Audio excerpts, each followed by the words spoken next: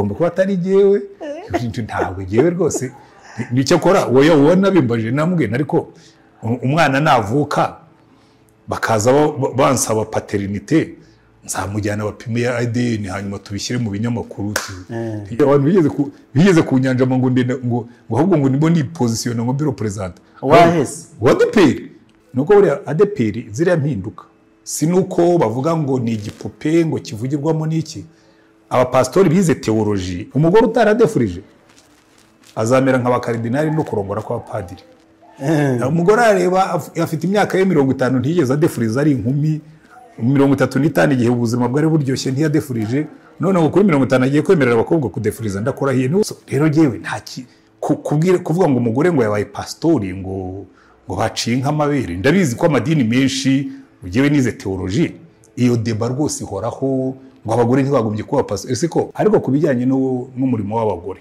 mu itorero jewe nibwira yuko hari ikintu abantu bajya biyibagiza akenshi abavuga ngo abagore ntibagombye kuba abapastori bashingira ku nzandiko za Paulo bakavuga ngo Paulo yaravuze ngo abagore ntibakigisha abagabo ariko mujye mushyira ibintu muri context so gutuka Isaie ntabwo bizahindura yuko umurimo w'Imana uzakorwa so nta nubwo uzapfa umupastori w'umugore niyica umurimo wayareka ibyo ngo Imana se ayo macakubiri birasetse yo muzanyemo Imana twebwe Imana iturema abagore baremye mu ishusho yayo hari nabakubwira ngo nabanyamwuka hari igihe abahanuzi bahanura uko bo batekereza mu mutima ariko bataba burya kugira ngo umwuka kuyobore neza ubundi na Pamphile ni nishuti yanjye ntabwo namubwira ariko mujye mugabanya amagambo aremereye kubera ko ntabwo wemerewe gutuka umuyobozi w'ubwoko bwawe niyo yakora amakosa nibagira abahanuzi ni nabo benshi mu abahanuzi baba no kuri ntuze ya Pamphile bitatu bya kane by'abahanuzi bicaraho n'abagore none se niba umugore ashobora guhanurira iteraniro kuki atari bwiriza burya abagore hari ibintu bihanganira kurusha abagabo uzitegereze burya abagore bihangana kuturusha ndakurahiye ufasha abagabo ukabaha gutwara inda abaganga mwajya mudukorera cesarienne ku mezi 7 akana tukagashyira muri couveuse ukongera mukatudoda tukagenda nta mugabo watwita ngo azabyare ndakurahiye uzari umugabo byari arwara ibicurane ukagira ngo isi yamuguye ku bitugu akaremba nyamara umugore we ugasanga uburinganire bw'umugabo n'umugore bwapfiriye muri chapitre ya 3 y'itangiriro ni icyaha kuko gutwara umugore ni kimwe mu bihano yahawe turimo turakurikirana neza byakosoretse ryari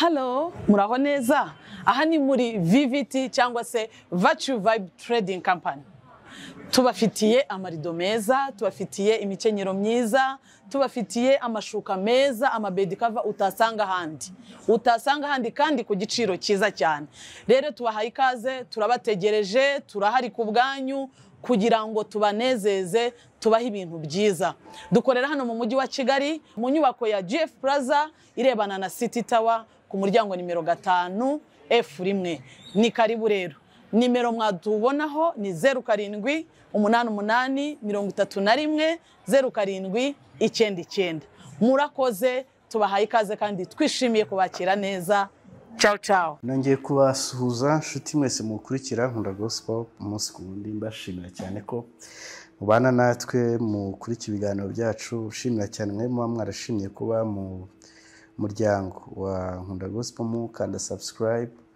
mwarakoze cyane kuko biranabafasha mu gihe dushyize ibiganiro cyangwa se inyigisho mukabibona mu ba mbere ndasuhuza mwese aho muri hatandukanye ku migabane itandukanye bari mu Rwanda mu ntara zitandukanye abari hanze y'u Rwanda hanze ya Afrika ku migabane itandukanye mwiyumvemo ikaze muri kino kiganiro kandi icyo uje ushaka kumva inyigisho uje ushaka gukura muri kino kiganiro uyibone ugire byinshi wungukiramo ni ikiganiro tugiye gukora gifite insanganyamatsiko ya sex and marriage abantu bakora ikiganiro cy'ushize twagiranye na pastor twabaye nk'abantu babikomoza aho arambwira ati icyo ngicyo tuzagishakira ikiganiro cyacu kuko ni topic ndende kubera ko ntari ndende uyu munsi dushobora kuyisoza no kutayisoza ariko kuyisoza byo biri hafi ya ntabyo kuko ni topic ibaho ibibazo byinshi abantu baba bibaza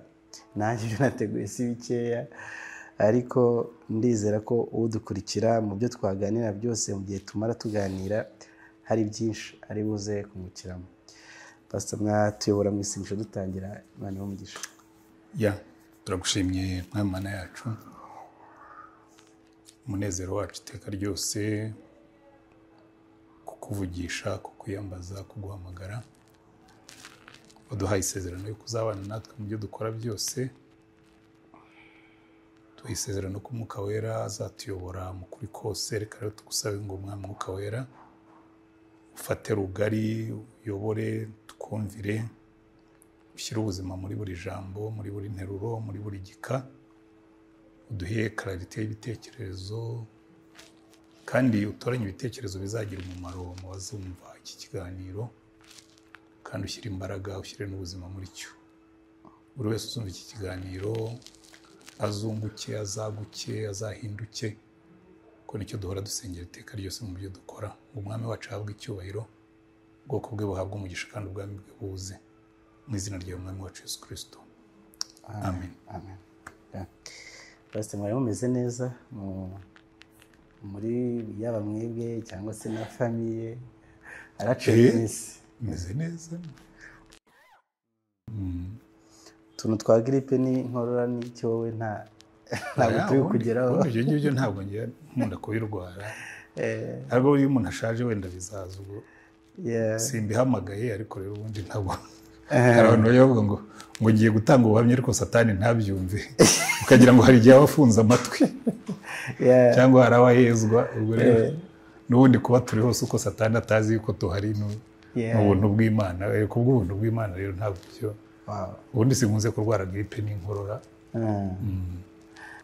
Reka tubwire abantu ko turi muri Artina, ni ahantu heza dukora ibiganiro byacu hano ku Gisimenti mu nyubako ya A&F Plaza. Haba imitako myiza, amatablo meza yo mu nzu. Uhamagare kuri 0788 38 99 52.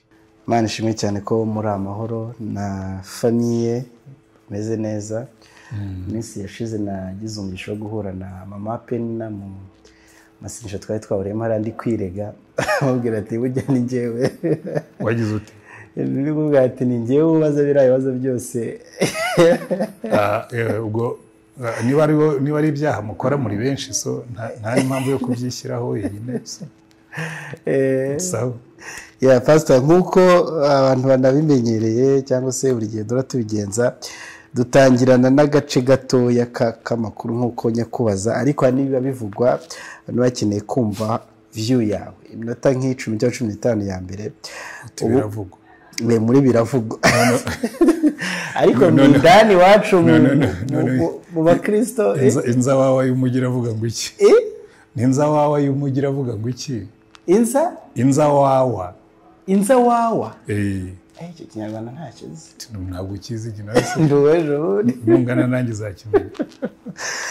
Muri iyi minsi hari ikintu kitari kuvugwaho rumwe ku mihanda cyangwa se kuri zimwe nkoranyambaga. Ni umwanzuro watangajwe na ADEPR, sinzi niba warabonye, uko igiye kwimika abapasiteri b'abagore. Byavugwa mu matamatama, abantu bayihwiswa, ariko yaratinze imyaka 85. Ubundi se byari bikenewe ko yari imaze itora bihari rimeze neza? Icyo ni ikibazo kibajije nabi. Buri ikintu kigiye gituma abantu badatera imbere ni icyo ngicyo. Ngo ariko kuko ibintu ntacyo byari bitwaye murabihindurira iki? Ntacyo byari bitwaye, ariko ntabwo byari bitunganye. Nta kibazo mbona, nta n'inkuru irimo. Gute bidatunganye kandi hari amatorero menshi yubatse gutyo n'uyu munsi akigendera kuri? Kuba yubatse gutyo se bivuga ko yubatse neza? Ko duhereye ariko reka nkwereke. Yagiye hari ibintu njya nanga ibintu by'ibi nitaye byo gutekereza bigufi. Uruhare rw'umugore mu itorero. Ubundi witegereje mu matorero yose, umubare munini n'abagore, ubishaka utabishaka. no muri rusange n'abanyarwanda cyangwa n'isi yose. Reka mbere mu itorero umubare munini w'abantu bakora imirimo mu itorero ni abagore. Nutumira abanyamasengesho uzasanga benshi ari abagore. Abaza gutunganya urusengero n'ibindi ni abagore.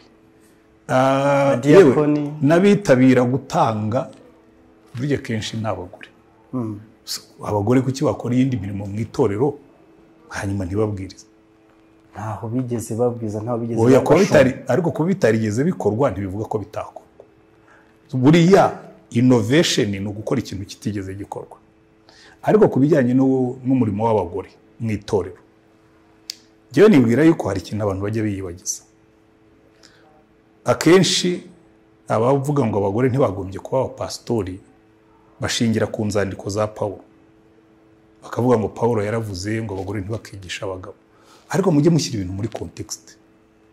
Pawulo muri sosiyete y'Abagiriki, abagore ntibari bemerewe kwigisha abagabo. Bari bemerewe kuba abapedagoge bakigisha abana, bari bemerewe kuba abasizi bakavuga ibisigo bagacuranga n'inanga, ariko akazi k'ubufilozofi ko kwigisha kari ak'abagabo. Sibyo?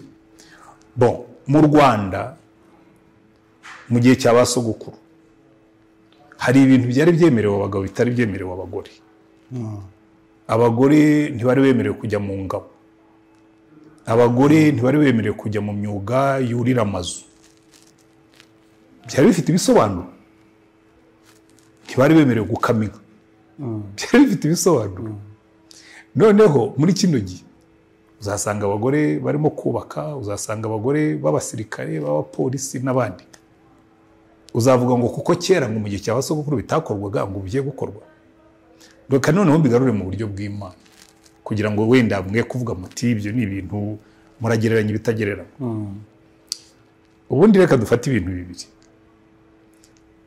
Buriya Bibiliya ibamo ibice 4 bigaragaza ubushake bw'Imana bwuzuye. Chapitre ya mbere n'iya kabiri y'igitabo cy'Itangiriro. Sibyo? Nta hantu na hamwe ubona umugabo yari umutware w'umugore. Muri chapitre ya mbere n'iya kabiri baratubwira ngo mu ishusho y'Imana niko yabaremye, umugabo n'umugore niko yabaremye, mu ishusho yayo niko yabaremye. Siko bivuga? Imana irema umugore iravuga ngo tumuremere umufasha umukwiriye. Iryo jambo riri badly interpreted, risobanuwe nabi. Umufasha muri sanse iriya jambo rikoreshejwemo. Ubundi nta nubwo ari n'umufasha muri sanse y'umuede, nk'umuede maso. Ni vis-a-vis, ni ukuvuga ngo ni umuntu ureba. Ubu ngubu turebana, sibyo? Yego. Turarebana twembi ariko ntitumeze kimwe. Kuko nk'ubavuze bati umutima wawe uri mu ruhe ruhande, uwawe uri hehe, uwanjye uri hano. Kubera ko turarebana, turi bamwe ariko ntitumeze kimwe. Nicyo ngicyo byashaka kuvuga tumuremera umuntu bameze kimwe ariko batandukanye. Bivuga iki? Bivuga ngo uyu mugore aje kuzuza uno mugabo. Aho umugabo ari rationnel cyane, uno mugore azaba intuitive, mbese ajya akoresha amarangamutima. Aho uno mugabo afite ibibaraga by'umubiri, undi azagira imbaraga z'umutima. Burya abagore hari ibintu bihanganira kurusha abagabo. Uzitegereze burya abagore bihangana kuturusha. Ndakurahiye. Ufasha abagabo ukabaha gutwara inda. Abaganga mwajya mudukorera cesarienne ku mezi 7 akana tukagashyira muri couveuse ukongera mukatudoda tukagenda. Nta mugabo watwita ngo azabyare. Ndakurahiye. Uzarebe umugabo byari arwara ibicurane. Ukagira ngo isi yamuguye ku bitugu. Akaremba. Nyamara umugore we ugasanga niyo burya baturusha resistance emotionnelle. Nubwo barira ariko bihanganira ibintu kuturusha. Umugabo amusambanira hejuru, agasambana akagira inshoreke, akagira umugore ntave mu rugo. Nkurahire umugabo afata umugore asambana rimwe ruba rwasenyutse cyane. Rero Imana yagiye iturema bitandukanye kugira ngo twuzuzanye. Au départ chapter 1 and 2 gitangiriro naho nuko iteye. Noneho muri chapitre ya 3 hazamo icyaha. Ndagira ngo nze kugera kuri iki kintu cy'ubupastori n'ibintu. hajemo icyaha cyazanye ibintu bigera kuri 7 ngiye kukubwira, kirimo n'icyo kibazo cy'abagore.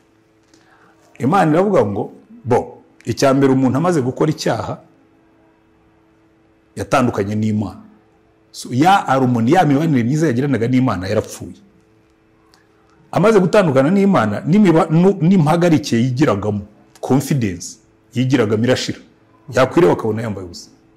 Muri make atangira kuzana complexe zo kwisuzugura, zo kwiyanga, zo kwigaya n'ibindi nk'ibyo byashamikiye aho ngaho. Cyo si icya kabiri gipfuye. Icya gatatu, imibanire y'umugabo n'umugore ihita ipfa.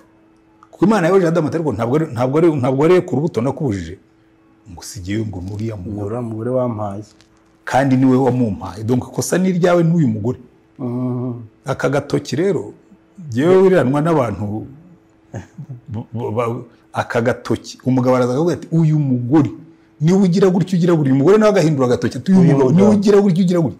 Agatoki gahise gasigara mu rugo ntikarahava. Byose bitatu bipfuye.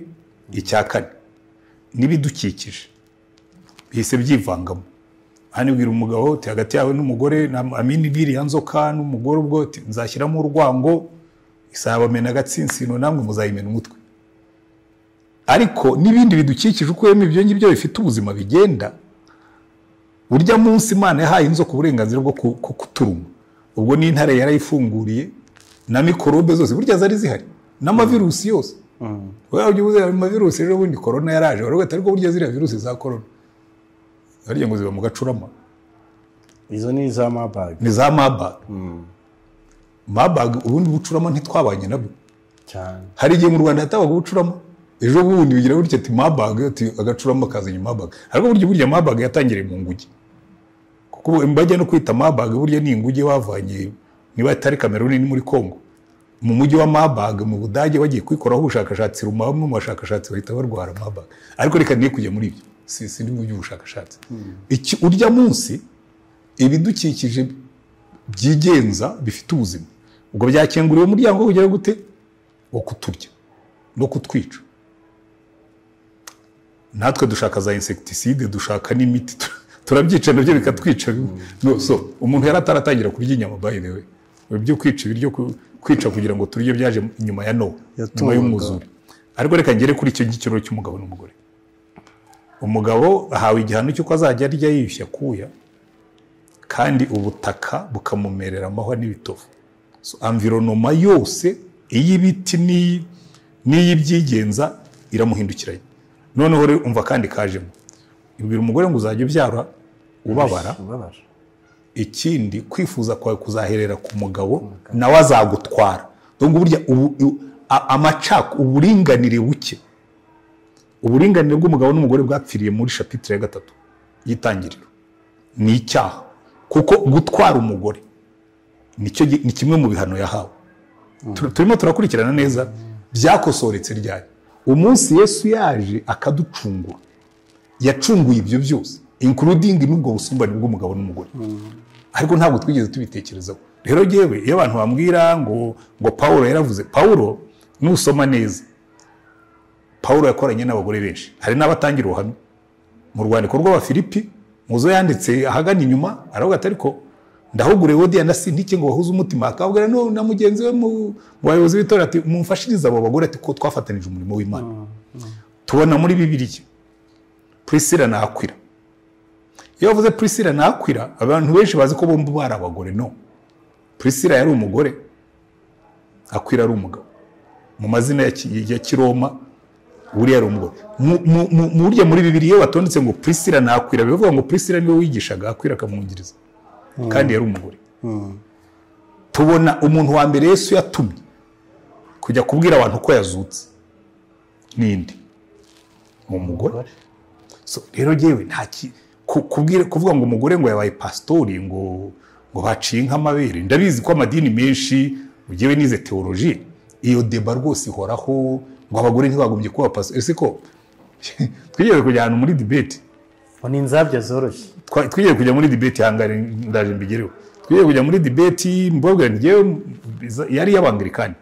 Nari muri ntuza muri task force yagomba kwiga niba abagore b'Abangilikani kazi. Kuko kuko twe tubemerera kuba abapasitori ariko ntitubemerera kuba ababishopusi kereka amadiyoseze amwe n'amwe mubemerera kuba abapasitori burya muri Anglikani twe dufite abapasitori benshi ariko ntabwo bemerewe kuba ababishopusi atiriste nko muri Anglikani y'u Rwanda nta mugore w'umubishopu wemerewe kurumva naho harimo akabazo kazakemuka buriya kera bizaza ni igihe reka abagore babanze bige bagire amadiporoma asabwa tuzabibona byabaye nabyo buriya ntibizatinda ariko cyo nakubwiraga noneho turagiye abantu twageze muri Amerika ntugire ngo twanabyigiraga hafi abantu bavuye ku isi yose turiga niba abagore bashobora kuba bishops ntabwo ariko yewe igihugu nkomokamo dufite abagore bayoboye inzego niba umugore ashobora kuyobora parlement akayobora ministeri akayobora department runaka akayobora university niba ubwo bushobozi babubona bwo kuba yayobora parlement Samia Dora yoboye Tanzania wigashyiraho amategeko reka niyo kujya muri Tanzania je ndigumira mu Rwanda ubundi paruwase irusha uburemera akarere paruwase irusha uburemera intara ubwo bushobozi buke cyane cyane uko twebwe twongeraho no gufashwa n'umwuka nta kintu mbona kirimo uretse ibintu by'abantu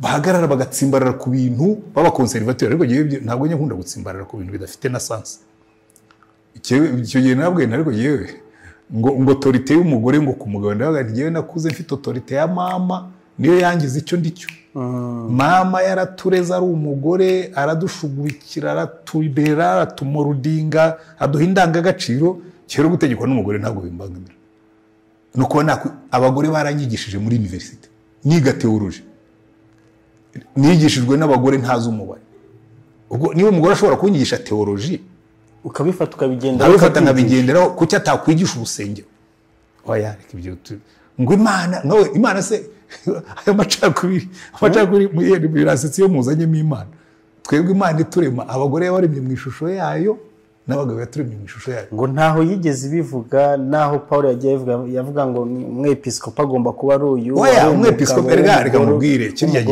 kiriya gihe cyari kinagoye banakubitwa banagira bati ariko ikintu gitangaje nuko mu mamaritiri bapfuye benshi n'abagore bapfuyemo donc nta kintu kinanira icyo abantu bibaza pastor bibaza noneho Bibiliya irahinduka cyangwa se ihindukira ikizi ihindukira iki nta ibyandikirwaga abaroma ubwo no gutegereza bizandikirwa abanyarwanda kugira tubari byo tugenderaho reka nkubaze ikibazo irahindukira iki none se isezerano rya kera Imana niyo yaravuze ngo kugira ngo umuntu yinjire mu bwoko bwanjye agomba gukebwa ntibicaye Yerusalemu bakadesida yuko gukebwa bikuweho kuko atari ngombwa bayobowe n'umwuka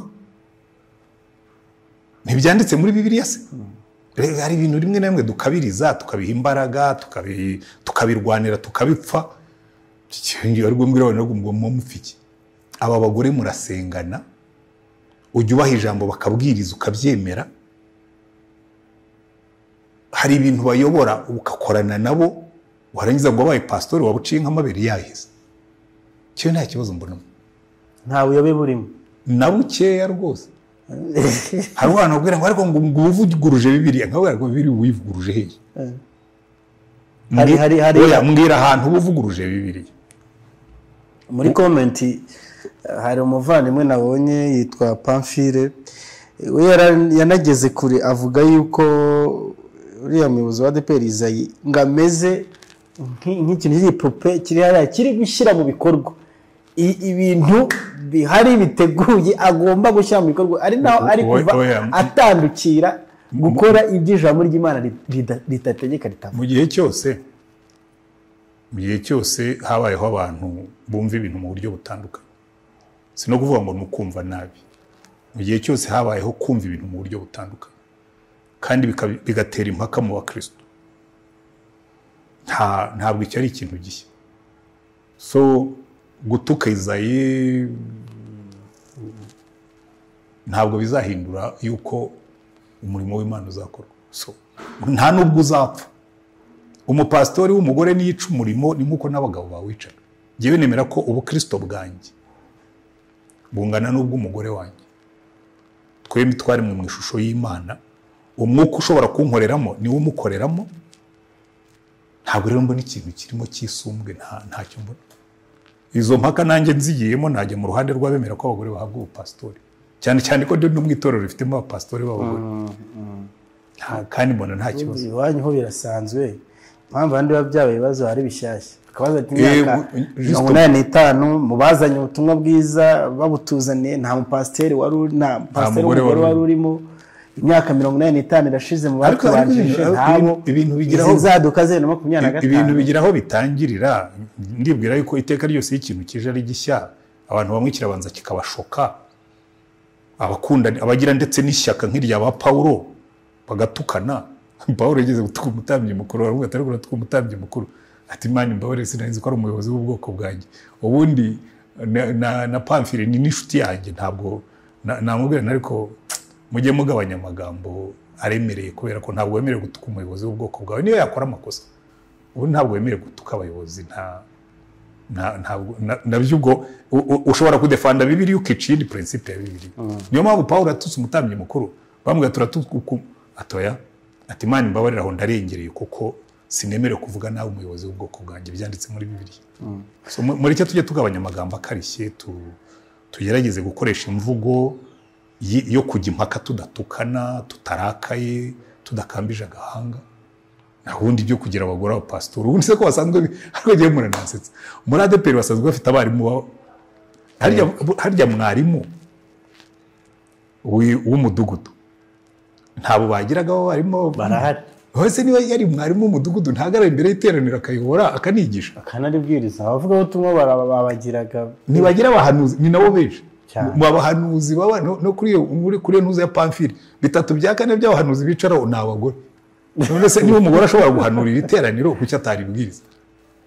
Ariko kuri shumba kariyo ubuhanuzi se si uburyo bwo kuyobora abantu kuri shumba kariyobora ariko ubundi ndabagore none se kuri shumba niba nshobora kwigisha ndi mwarimu ubundi nkabikora neza ubundi kiba gisigaye ngo shumba abantu ni iki niki kiyongeraho ntashobora wenda bari kuvuga bwa buyobozi za leadership skills niki ariko nabwo ni ibintu byigwa leadership skills ahubwo nkubwiye abagore burya iyo babaye perfect bakora ibintu use ntabwo ubibona hano hanze ntabwo urimo kubona abagore bayobora kabisa ukabona ese ibyo mwavuga n'ibiki rero nta kibazo afite mu bwo ako nakari kaciye cyanditswe kivuga yuko ngo abagore ari inzajya zoroshye hakaba n'ababikurizaho bavuga yuko nkuko niba nka ADPR yemera abagore kuyobora hari imyanzuro imwe n'imwe izagenda ifatwa biturutse ko nyine ari abantu boroshye guhindura amarangamutima yabo mu kwemeza ibintu. Hari n'abavuze bati niho bya bindi byo kwemera utinganyi byo kwemera kudefiriza byo kwemera panuro bigiye guhera byemejwe n'abagore bagiye gutorwa. Urambwira ko abagore ari bo banyabyaha kuruta abagabo? Ntabwo bavuze abanyabyaha, bavuze uriya mutima woroshye wo kuba mu Rwanda kugeza uno munsi gutingana harimo n'abagabo harimo n'abayiso. Ntabwo mbona ikosa rizaba mu itorero ngo nuko umugore ari umupasitori kuko icyambere najya mu nama ibyemezo bizajya bifatwa n'inama siko bimeze se. Yego rero ko mbwira ngo harimo umugore ngo ubwo bazata none se uwo mugore mfatire n'icyo warutanzeho urugero rwo kudefuriza niba aje atadefuriza waruzi ikibazo ahubwo bashobora kuzagira. Burya abagabo twe dushobora korohera abadefuriza kuruta abagore.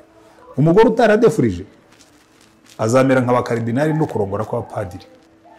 Umugore areba afite imyaka ye 50 ntiyigeze adefuriza ari inkumi 35 igihe ubuzima bwari buryoshye ntiyadefurije none ngo kuri 50 agiye kwemerera abakobwa kudefuriza ndakurahiye ni uzajya kanira kuruta bata ko twe tutadefurije se nabo nibihanganye nkuko twihanganye nta bizaba ibyo ntabwo ari bo bazabizana n'ibinaza bizazanwa n'abagabo bakunda ko abagore babo basa neza naho abagore ntabwo ari bo bazabizana ndakurahiye.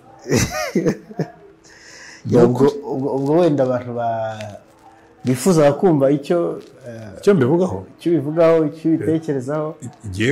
Jewe nemera Bibiliya imirongo inyereka abagore bakorera Imana. Debora yayoboye Isirayeli ari umuhanuzi Karapido yayoboye Isirayeli ari umuhanuzi. So kugira ngo kwereke ko no muri mu isezerano rya kera harimo abagore bayoboraga harimo n'abandi umuntu yatangaho urugero b'abahanuzikazi bagaragara mu ntuza. Mu Isezerano Rishya tubonamo abavugabutumwa, tubonamo abagore bakoreraga Yesu, tubonamo. Rero ntabwo iki kintu ngewe nkibona nk'ikibazo. Ntabwo nkibona nk'ikibazo. Reka dukomeze, reka twigire mu bindi cyo. Reka twikomeze na topiki yacu y'uyu munsi, ubwo abantu bashaka kugira cyane cyane abayoboke idini ya ADPR bibazaga ibibazo byinshi bitandukanye, ndumva mbabarije kandi basubijwe. Ubundi ikintu cyose reka tugihere ku gucungurwa. Nicyo kintu abantu benshi burya batajya bitaho. Burya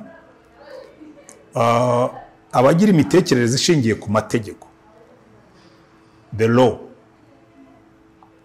baba legalistic, bakunze kugira ubutagondwa nk'ubwo ngubwo. Ariko urabitekereje ugasubira inyuma ukabitekereza mu gucungurwa.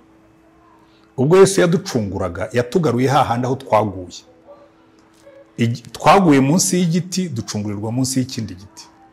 Bivuga ngo yadushubije bwabo kwakureshya k'umugabo n'umugore munsi y'umusaraba. Niyo mpamvu Pawulo uwo ngo wanditse ibyo niwe wabyanditse, aravuga ngo iyo turi muri Kristo ngo nta mugore nta mugabo, ngo Kristo aba ari muri bose kandi ari byose. Aho bavuga ngo icyo kucyo atari cyo umuntu yashingira akajya go. Kandi ibyo mubwira sesengura ibindi bintu. Donc iyo abantu basesengura, buriya Pawulo by the way abize theology bo barabyumva. Niyo mpamvu wenda ubu ngubu hatangiye kuzamo izo mpinduka. Nuko buriya ikindi abantu batumva, nuko buriya ADPR ziriya mpinduka si nuko bavuga ngo ni igipupe ngo kivugirwamo n'iki. Abapastori bize theology, izo deba muri theology zibamo. Bakabaza atari ko kuki Paulo yanditse aya magambo kandi ku rundi ruhande akamera nk'uwivuguruza. Ntabwo Paulo yigeze yivuguruza, kubera ko muri kiriya gihe abagore bari baratangiye kwigisha. Bayiro naho yahereye abakosora. Kavuga ati abagore mwitonde kuko murimo murica, murimo muratwicira. Abagore baratangiye bakavuga ati twebwe twarabohowe muri Yesu Kristo. Nta mpamvu yo kugenda twitwikiriye, nta mpamvu yo kugenda twububa, mbese tureba hasi kuko twese twarabohowe. Abagabo mubagira iki? Ntabwo byari byemewe ko umugore agenda adatwikiriye umusatsi, ko byavuga ko ubwo ngubwo ari free. Urumva mbese iyo bavuze ngo c'est une femme libre, uzi nicyo bivuga no mu Gifaransa bivuga icyo ngicyo, uvuga ngo ni umugore w'indani. Nibo bitwikururaga umusatsi. Bakavuga ati rero mwe kujya mwitwikurura batazabitiranya, kuko muri societe yacu ugiye adatwikira umusatsi bamutagura, mujye mwitwikira. Icya kabiri, iyo mutangiye kwigisha bavuga ko idini yacu izana ubushegabo mu bagore. So mu bitware buhoro, kuko ntabwo turakirwa, kandi ubuke ko icyo gihe batotezwaga kugira ngo bitica entre y'ubutumwa mugabanye iyo freedom y'abagore. Ariko ubundi Paulo we rwose unasomye neza inzandiko ze, niba hari umuntu wari kubohora abagore bakabwiriza na Paulo arimo. Pe uzasoma inzandiko ze neza uzabona harimo abagore benshi bari bafite amatorero mu ngo zabo, barimo abarokomanda bakoranye nabo umurimo w'Imana bamugiriye umumaro nk'abayudiya na basintike. Niwe wanditse ngo uyu muntu ari muri Kristo ngo twese ngo nta mugore nta mugabo nta munyeshyanga rigawa nta mbata, ngo Kristo aba ari muri bose. kandi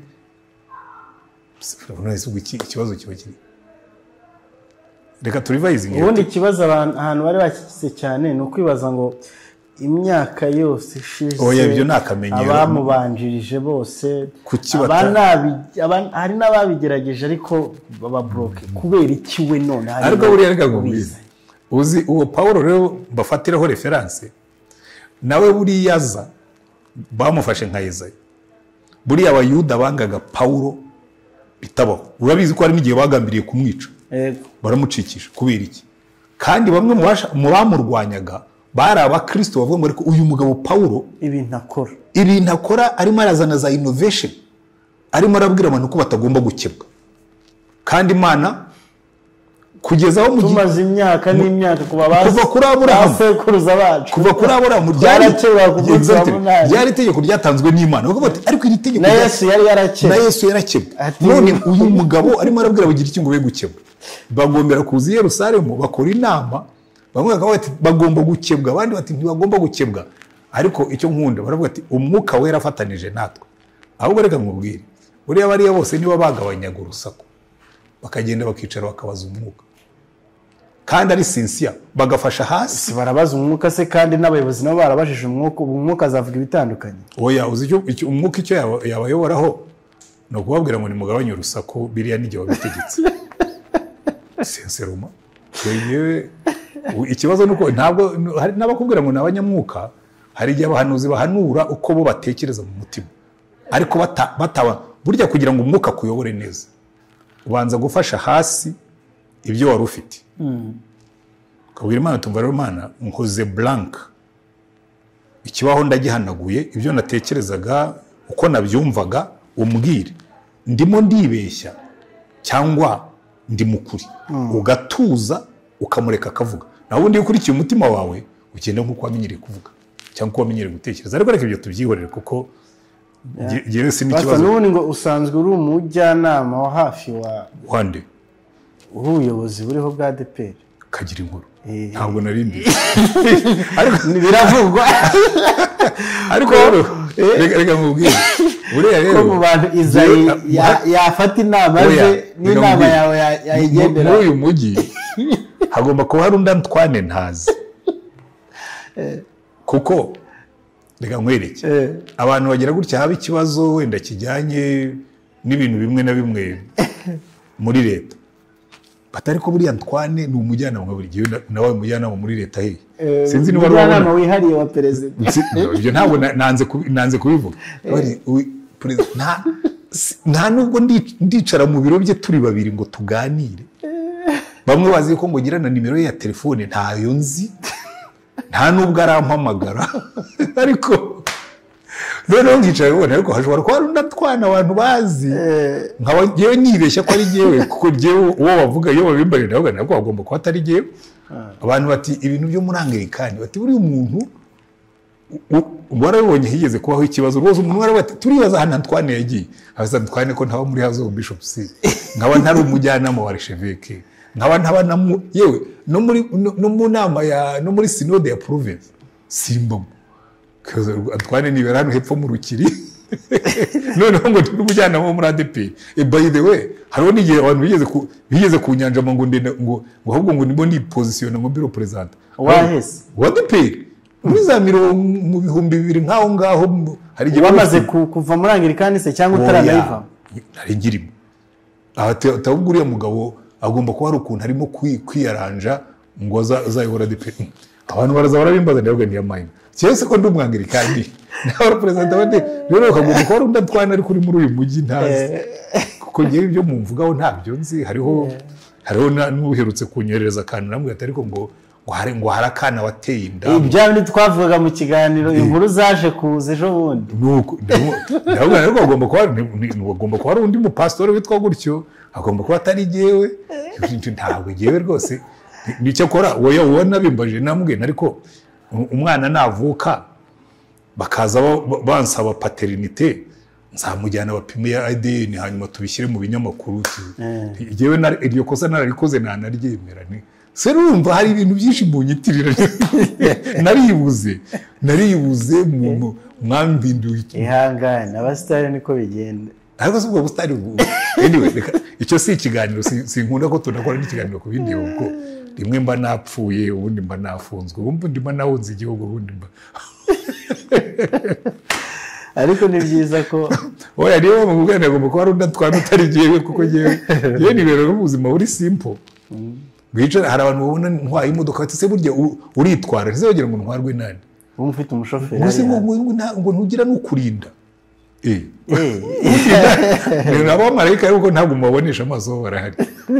So utwo tuntu nyine ibariza ibindi bibazo. Reka tukiri aho ngaho ku by'abagore, nibutse abantu ko guhera ku itariki 11 z'ukwezi kwa munane kugeza ku itariki 15 muri Convention Center hazaba harimo kubera igitaramo cyitwa All Women Together Conference cya Apotre Mignone niwe ugitegura, uyobora Women Foundation Ministries ku bufatanye n'undi n'itorero rye ayoboye rya Noble Family Church. Kizaba kirimo abavugabutumwa batandukanye mpuzamahanga ndetse nawe azabwirizamo, ariko hazaba harimo n'abahanzi bita Israel Mbonyi, muramuzi umuhanzi wacu dukunda cyane Imana yashyize mu gihe cye muri iyi minsi nawe bita ba Dr. Ipiana baramuzi wo muri Tanzania akunze kuza hano kubwiriza kenshi bambe kuririmba kenshi urumva urwo n'urugero rw'umugore uri mu gihe cye uwayoboye itorero akariyobora neza kugera n'ahari gukora ibikorwa nk'ibyo by'indashyikirwa ndumva 2020 na kangahe sinibuka neza umwaka yari yanatumiye nyakubahwa Madame Jeannette Kagame araza muri convention center za muri iki giterane n'ubundi urumva nubwo twigiza nkana ariko abagore bakora ibintu bikomeye cyane ko no mu gihe abagore bakomeye ariko ko ni bikomeye cyane